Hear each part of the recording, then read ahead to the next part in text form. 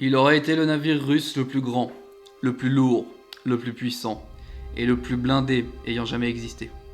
Un monstre qui se voulait concurrent des Yamato et Iowa, mais contrairement à l'Alsace que nous avons vu précédemment, ce navire, dont la construction avait pourtant commencé, était loin, si loin de ses rivaux, dans absolument tous les domaines. Vous l'avez sans doute entendu, pas de musique qui claque dans cette intro, mais seulement une mélodie pour un projet beaucoup trop ambitieux. Je suis Largosi, et amis fans de grands navires ou simples curieux, je vous présente le Sovetski Soyouz.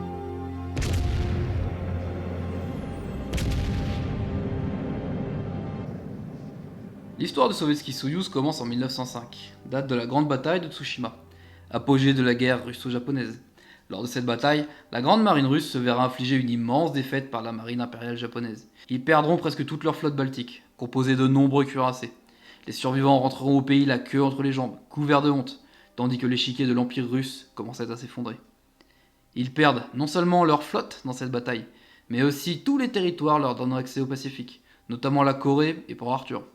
Dans tous les cas, cette défaite fait passer la flotte russe de 3e plus grande en 1905 à 6e. S'engage ainsi, et sans réel suspense, une immense campagne de réarmement pour la marine du Tsar, parallèlement à la course à l'armement lancée par le HMS Dreadnought anglais. Les Russes commenceront par l'étude de nouveaux navires avec l'aide de nombreux constructeurs d'autres pays, anglais, italiens et allemands notamment. Ces derniers rentreront en compétition et sortiront 51 designs pour ce nouveau Dreadnought. Cette compétition sera gagnée par le chantier allemand Bohm und Voss. Le problème ici étant que les Français, qui avaient prêté de l'argent à la Russie, ne voulaient pas que cet argent rentre dans les poches des Allemands, évidemment. Les Russes achèteront alors le design et donneront une moitié à l'Allemagne et une autre à la France. Utilisant ce design et un autre de chez eux, ils construiront ces navires selon leur propre doctrine.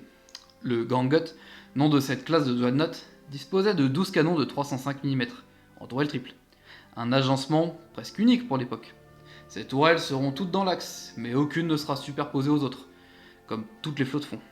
Les Russes, n'aimant pas ce principe, pensant la bordée de flancs beaucoup plus importante, et pensant qu'une tourelle au-dessus d'une autre ne pouvait pas tirer dû au rayon du tir, justement.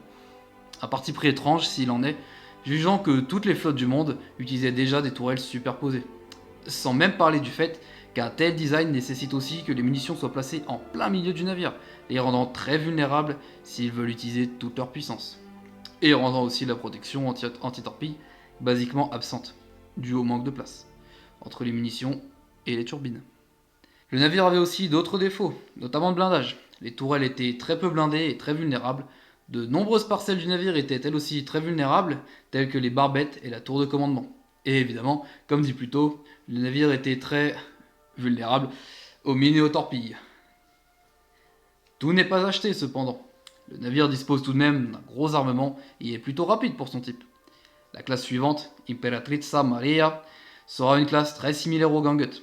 Lors de la Grande Guerre, la classe Gangut avait pour rôle de stopper l'Allemagne, si ces derniers voulaient avancer en mer du Nord, chose qu'ils ne feront jamais. Ils effectueront donc de nombreux entraînements sans connaître le combat. Les navires de la classe Maria s'en sortiront à peine mieux. Le navire suivant, l'Imperator Nikolai I, était une version agrandie de la classe Maria. La seule réelle différence était son blindage beaucoup plus épais. Mais il ne sera jamais complété, les événements de 1917 ayant grandement retardé sa construction. Et lorsque le travail aurait pu reprendre, la coque était dans un sale état et le design complètement obsolète. La dernière classe à aborder avant le Soyouz est la classe de croiseur de bataille Borodino. Très similaires aux Ganget en termes de forme générale, ils sont beaucoup plus grands, plus rapides, et sont équipés de canons de 356 mm. Tout comme la classe Nikolai, ils ne seront jamais complétés, même si cette fois-ci, les communistes essaieront de compléter l'Ismail, le deuxième navire de la classe. Aucun projet n'aboutira, et nous n'entendrons plus parler de cuirassés pendant un long moment. La priorité étant donnée à la modernisation des anciens Dreadnought, en utilisant notamment des parties de l'Ismail. Durant l'entre-deux-guerres, l'Union soviétique commencera un large plan de modernisation de sa flotte. De nombreux destroyers et sous-marins seront construits à cette période, certaines nouvelles classes, avec l'aide de l'Italie notamment. Mais ce n'est pas avec ces petits navires qu'on peut construire une grande flotte. Et donc, en 1935, commencera le travail sur la classe de navires qui allait devenir l'épine dorsale de la flotte rouge, la classe Sovetski Soyouz. Cette classe, à la base, avait pour but de contrer les cuirassés de classe Scharnhorst, qui sont en cours de complétion à ce moment-là. Avant de commencer réellement le travail, les soviétiques visiteront les chantiers en Italie, ainsi qu'aux États-Unis. Ils achèteront plusieurs designs, puis la société Ansaldo, derrière la majeure partie des designs et constructions des navires italiens, dont les Littorio, leur proposeront un design très similaire au Littorio, mais armé de 9 canons de 406 mm cette fois-ci, et pesant 42 000 tonnes. Ce design était d'ailleurs sans doute plus ou moins le même que les Marco Polo et Giuseppe Verdi de World of Warships, que vous voyez à l'écran actuellement. Comme vous pouvez vous en douter, les soviétiques prévoyaient déjà de ne pas respecter les limitations du traité de Washington, chose que presque tout le monde fera, mais ça c'est un autre sujet. Ils prendront aussi des informations auprès des Américains qui travaillaient sur un canon de 406 mm, avant de rentrer au pays et de commencer l'élaboration du futur cuirassé, basé en partie sur le design italien mentionné plus tôt. Le premier croquis arrivera en 1936, mais il semble déjà bien ambitieux. Il voyait le navire équipé de canons de 460 mm, un poids de 55 000 tonnes et capable d'aller à 36 nœuds. C'est pas mal. Un deuxième croquis, un peu moins infusé à la vodka, arrivera peu après. La batterie principale repassera à 406 mm, il aura moins de défense antiaérienne et sera plus lent à 30 nœuds. Même si, là encore, on reste sur des dimensions inédites pour les chantiers soviétiques. Dans tous les cas, les signataires du traité de Londres autoriseront la construction de tels navires. Le design final, enfin final pour le moment, sera donc comme suit. 9 canons de 406 mm, 12 canons de 152 mm, 12 canons antiaériens de 100 mm, accompagnés de 40 affûts de 37 mm, une ceinture blindée de 380 mm, on verra ça plus tard, et une vitesse fixée à 30 nœuds. Mais avant de construire ces navires, aux dimensions somme toute normales, dans les veines d'un Iowa ou même de l'Alsace V2, bon, normal c'est déjà fort. Mais on n'est pas non plus dans des dimensions des futurs cuirassés de classe H allemands. Bref. Les chantiers proposeront donc une augmentation du blindage du pont, qui fera passer le navire à 47 000 tonnes, contre les 42 000 mentionnés plus tôt. Avant que d'autres designers ne proposent à Staline de monter le poids à 56 000 tonnes. Sans doute pour plus de blindage et de puissance moteur. Sans doute. Staline acceptera ces travaux, en plus, mais ces travaux donc nécessitaient un redesign complet du navire, qui, je le répète, était déjà finalisé à la base, avant ces petites augmentations de poids, petites, c'est le mot. Mais on a un gros problème à ce moment-là. Nous sommes fin 1936 et Tonton Staline est très occupé à tuer tous ses opposants, réels ou supposés. Et certains des designers et autres personnes travaillant sur le navire sont zigouillés, et le dessin d'un gros bateau n'est plus trop la priorité. Malgré tout, un design final incomplet du navire arrivera en novembre 1936. Et à ce moment, la marine demandera de compléter les autres, disons, sous-designs du navire, à savoir le moteur, entre autres, et l'armement secondaire. À ce moment, certains tests seront effectués. Des bombes seront larguées sur les plaques de blindage, imitant le pont du navire, ou encore en créant des coques miniatures du cuirassé. Cela permet donc de repérer les défauts et ajuster un peu plus le navire. Le dernier design arrivera en 1938 et est envoyé au chantier baltique pour commencer le travail en juillet. Mais d'autres changements seront encore apportés. Les turbines seront modifiées, tout comme le gouvernail. D'ailleurs, les estimations voyaient maintenant un navire alors dorénavant à 27,5 nœuds. Parmi les autres modifications, on pourra citer le retrait de certains affûts de 100 mm, un blindage de ceinture surélevé par 2 fois, ainsi que l'ajout d'une catapulte supplémentaire. La taille du navire sera fixée à 269,4 mètres pour une largeur de 38,9 mètres et le poids 60 000 tonnes et jusqu'à 67 000 en ordre de combat. Oui, ces dimensions sont beaucoup plus proches du Yamato que de l'Iowa. Nous sommes 20 000 tonnes plus élevés que le design italien pour exactement le même armement, une vitesse inférieure et un blindage qui est censé être plus élevé, mais nous reviendrons sur ce point de détail bientôt. La toute dernière modification viendra de Staline lui-même, qui, pour économiser du poids, ira supprimer un arbre d'hélice. Le design était enfin finalisé, Mais les problèmes, eux, étaient loin d'être partis. Commençons d'abord par le plus positif, l'armement principal. Le canon de 406 mm fut créé en étroite collaboration avec l'Italie, et plusieurs exemplaires seront fabriqués. Ce canon aura beaucoup de caractéristiques dignes des cuirassés italiens. Il pouvait tirer extrêmement loin, ce qui constitue un avantage, plus grand encore que pour d'autres navires, dû au problème de blindage du Soyouz, que nous aborderons plus tard. La portée maximale était estimée à 45 mm, plus que l'Iowa et l'Yamato. Cette longue portée est une caractéristique déjà présente sur les littoraux, dans une moindre mesure évidemment. L'obus pesait quant à lui 1108 kg, un tout petit peu plus que les obus d'un Rodney par exemple, enfin d'un Nelson. Il disposait aussi d'une excellente pénétration du blindage et une très bonne vélocité pour les obus. Tout ceci au coût d'une espérance de vie assez courte du canon. Les tests seront malgré tout mitigés, le canon ayant des performances respectables. Le problème ici c'est plutôt l'obus qui est tiré. Tout comme les cuirassés italiens, ils étaient de très mauvaise qualité, et cela résultait en dispersion plutôt hasardeuse, rendant cette grande portée somme toute inutile. Les commandes de tir, quant à elles, étaient des systèmes soviétiques classiques de l'époque. En revanche, le navire ne dispose évidemment pas de radar, le progrès sur cet outil étant mineur pour presque toutes les nations du monde à cette époque, en réalité. La propulsion devait être composée de turbines construites en Suisse par l'entreprise Brown Boveri. Les 4 premières turbines seraient fabriquées là-bas, 3 pour le Soyouz lui-même, et la dernière pour être répliquée, afin de construire les suivantes à Kharkov, renommée Kharkiv, en ukrainien, et Kharkiv, avec un accent un peu moins infect, qui est aujourd'hui connu pour des raisons un peu plus sinistres. Une fois assemblé, le tout devait produire une puissance totale de 201 000 chevaux, une puissance presque inédite, car à la base, seuls les Iowa feraient mieux. Mais encore une fois, on est en droit de se poser des questions sur un tel chiffre. Dans tous les cas, le navire devait avoir une vitesse max de 27,5 nœuds et un rayon d'action de 14 220 km, à 14,5 nœuds, plus ou moins l'équivalent d'un classe Dunkerque.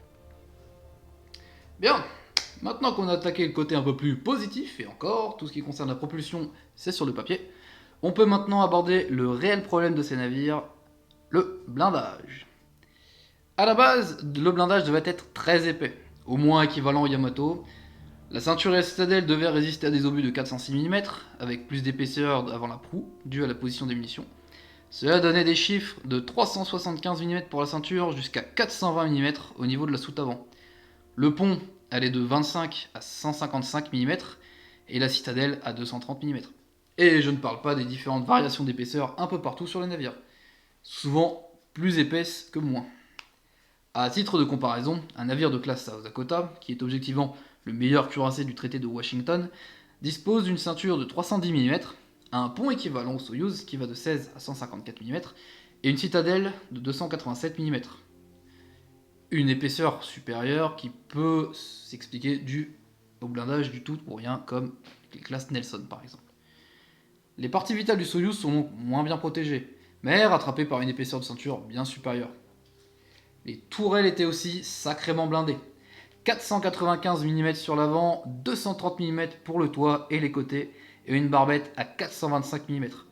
C'est extrême. Pour comparer, seul le Yamato fait mieux, et les tourelles de ce dernier étaient censées résister à une météorite. Mais les tourelles du Soyouz sont plus blindées que celles des cuirassés américains, sauf pour les barbettes. Enfin, le poste de commandement devait faire 425 mm, contre 406 pour le South Dakota. La protection anti-torpille était de type boulier C, comme les littoraux, équivalente en épaisseur mais capable, comme par magie, de résister à des impacts de torpilles de 750 kg, contre 350 pour les littoraux. Je reviendrai en détail sur ce type de blindage dans ma vidéo, sur ces derniers justement.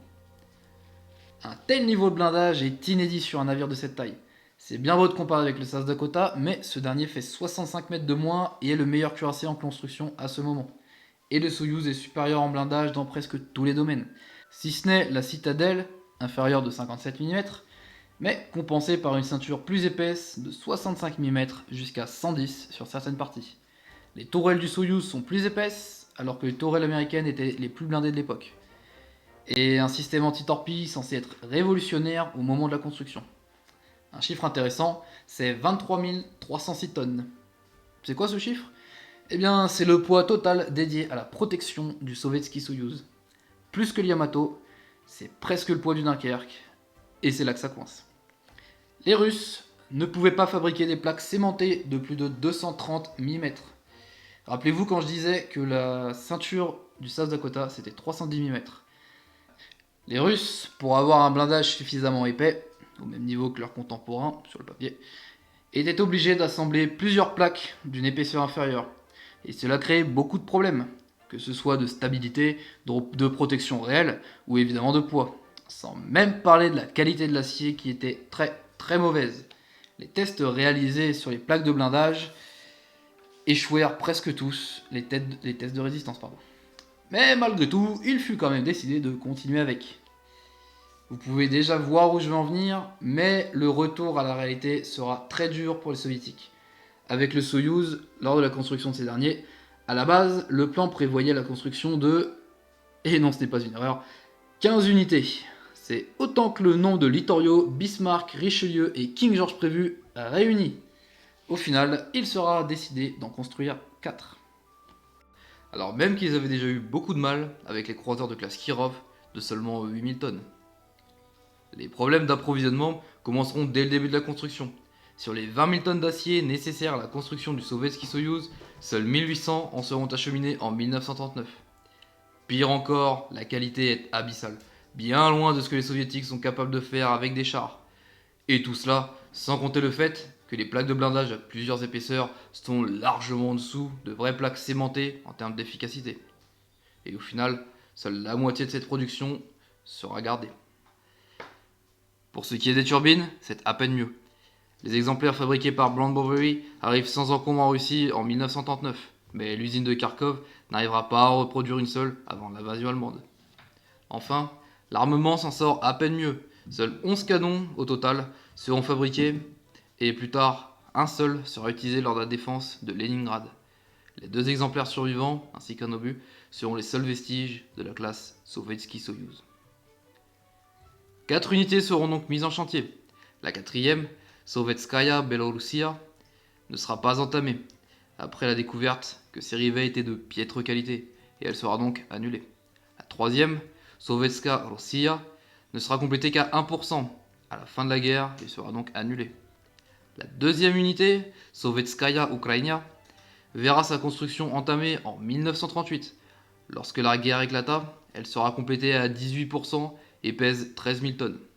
Les Allemands démonteront une partie du navire pour construire des fortifications, et lors de leur retraite, détruiront les supports du navire, le faisant tomber. Le cuirassé sera démoli en 1947. Cela nous laisse donc avec le Sovetski Soyouz, entamé en 1938. Il sera complété à 22% avant l'invasion, après de légers dommages infligés par des bombardements et l'utilisation de ces matériaux pour la défense. Il sera estimé à 19,5% de complétion en 1945, sans être dans un trop mauvais état. Staline voudra compléter le navire. Ce dernier voulait une vraie grande canonnière pour sa marine, mais force est de constater que le navire n'avait aucun intérêt. Il était obsolète, que ce soit en tant que cuirassé ou en tant que rival des Iowa, et ordre sera donné de le démolir en 1948. La classe Sovetski Soyouz aura eu une longue vie, sans jamais avoir vu le jour. Plus qu'un cuirassé, il était aussi un moyen pour Staline de flatter son ego. Ce dernier était un amoureux inconditionnel des gros canons, d'où son chagrin à abandonner la construction du Soyouz. Pourtant, ce ne fut pas la fin des grands navires de ligne en URSS. Mais ça, c'est une histoire pour un autre jour. Mon nom est Largosi, et je vous ai présenté la classe Sovetski Soyouz.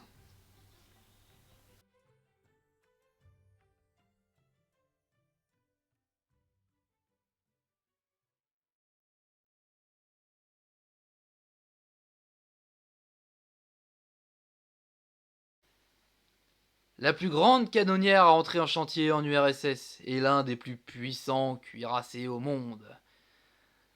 Ah, Wargaming, ils pompent autant les produits soviétiques que l'Arabie Saoudite pompe de pétrole.